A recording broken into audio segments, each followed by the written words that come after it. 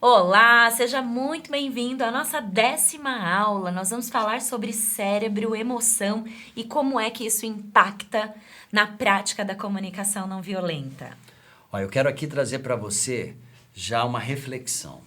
Essa reflexão está lá no meu livro Comunicação Emocional, a Arte da Empatia, é um dos primeiros temas ali. Comunicação é sugestão. Então, você vai entender claramente como seu cérebro funciona. Veja, se eu disser assim para você, não pense agora em um elefante branco. E se eu lhe disser agora, nem pense de jeito nenhum numa girafa, aquela girafa que a gente falou lá no começo do curso. E se eu falar para você, não se lembre da imagem da sua mãe sorrindo. O que está acontecendo dentro do teu cérebro?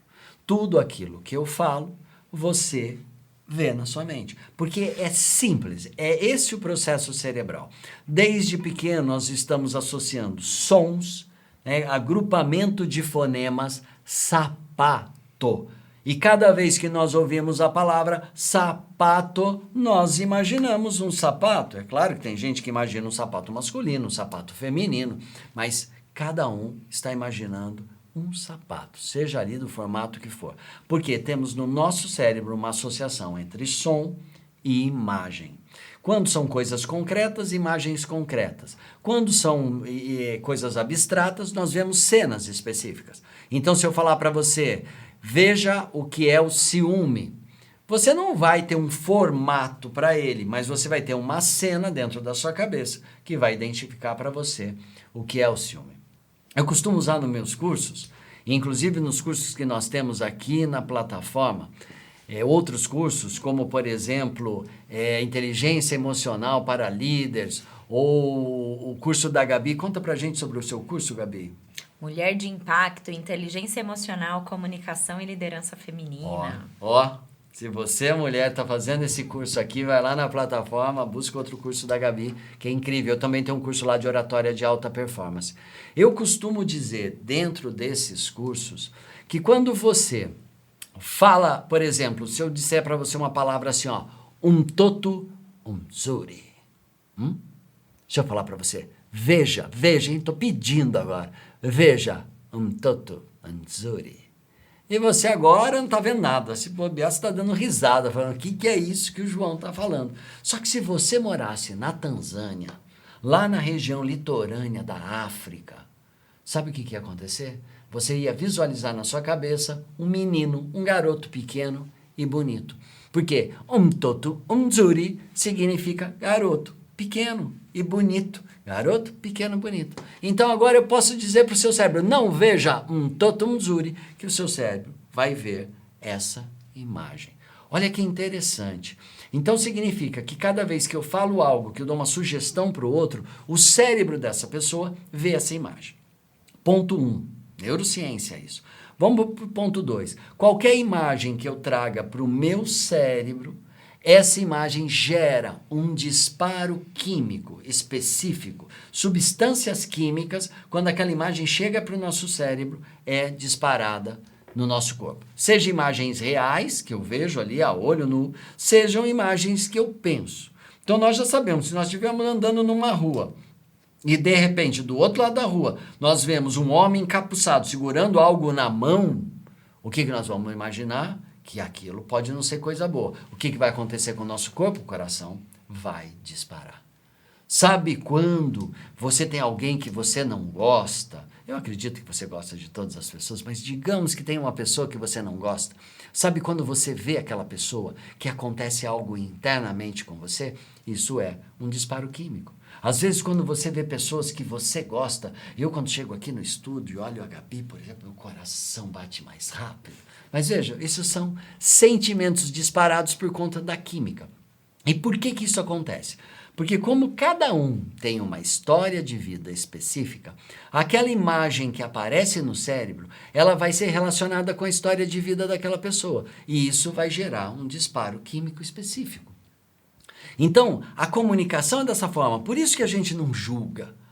Porque muitas vezes quando eu digo assim, você não está prestando atenção no que eu pedi para você fazer, normalmente a imagem que vai vir na cabeça daquela pessoa é do julgamento. Poxa vida, Ele está o quê? Pensando que eu estou aqui sem fazer nada, eu aqui me dedicando a tudo isso, e ele vai trazer uma imagem negativa. Isso vai fazer o quê? Imagem negativa, disparo químico negativo. Ou vai deixar a pessoa desanimada, ou vai deixar aquela pessoa irritada. Existem duas substâncias que são disparadas quando ou há desânimo ou irritação, pontuais: cortisol e noradrenalina. E eu vou contar para você agora uma coisa. Se você está diariamente tomando disparos de cortisol e noradrenalina em excesso, a sua saúde física e mental está sendo atacada. Se você agora é um líder, você lidera um grupo e você tem aquele depoimento que você lidera pela dor, ou seja, colocando a pessoa numa zona de conflito, tirando ali a pessoa da zona de conforto pela dor, eu vou te dizer, talvez você esteja obtendo resultado, mas você está acabando com a saúde emocional e física daquele liderado. Então é muito importante que nós consigamos entender que há uma relação direta do que você fala e com o que você causa dentro daquela outra pessoa. Já dizia aí Buda que a palavra é como uma faca afiada que você vai direcionar para o outro e que pode machucar profundamente aquela pessoa e ela nunca mais esquecer daquilo. O que você achou, Gabi? Muito bom. E quando a gente fala sobre essas nossas reações cerebrais, elas interferem no modo como a gente se sente. O processo é químico, o processo é biológico. Não temos controle sobre ele. O que nós temos é controle sobre o comportamento que teremos diante daquilo que a gente sente. A partir do momento que eu tenho controle sobre o meu comportamento, eu consigo até pensar se eu preciso de um tempo maior para fazer um pedido assertivo para alguém. Lembra que a gente fez, então, a nossa observação, pontuamos ali o nosso sentimento, pontuamos a nossa necessidade? Agora é hora de você pensar o que é que você quer pedir para o outro, que imagem mental você quer que esse outro tenha. O teu pedido, ele precisa ser claro, ele precisa ser assertivo, ele precisa ser óbvio, e o que é óbvio para você não necessariamente é óbvio para o outro. Então você precisa pedir exatamente o que você quer do outro. Imagine você uma mulher, né, que quer mais tempo com o marido, e ela fala para o marido: ai, amor, você tá passando muito tempo no trabalho. No dia seguinte, o marido chega em casa e fala assim: ah, querida, me matriculei na aula de golfe. Ela fez um pedido assertivo? Não. O que ela deveria ter pedido? Querido, eu quero passar mais tempo com você. Você reserva um tempo na sua agenda pra gente assistir um filme? Pra gente sair pra jantar? Pra gente conversar? Ou simplesmente pra gente ficar junto sem fazer nada?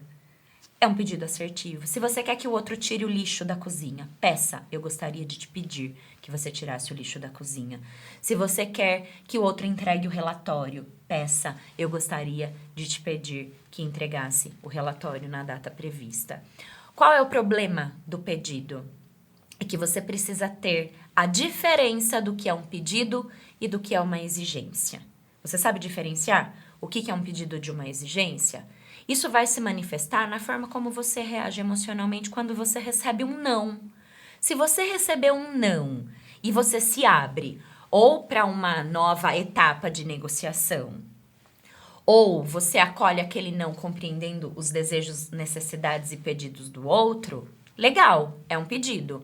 Agora, se gera em você uma fúria interior, porque esse pedido não foi atendido, talvez venha até dentro de você a seguinte fala: mas eu te pedi de forma não violenta, como assim você não vai fazer? É porque não era um pedido, era uma exigência. E diante de exigências, nós entramos num processo de resistência. Às vezes a gente não quer fazer pelo simples fato do outro ter demonstrado para nós que queria exigir que aquilo fosse feito.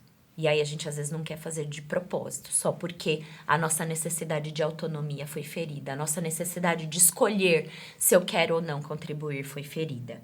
Então, anota aí qual vai ser o seu pedido, observa isso, para que depois disso a gente vá para um próximo exercício. Muito bem. Eu gostaria agora então de te convidar para a nossa última aula. Veja só, por que vale a pena se usar a CNV? Por que vale a pena você usar a comunicação não violenta?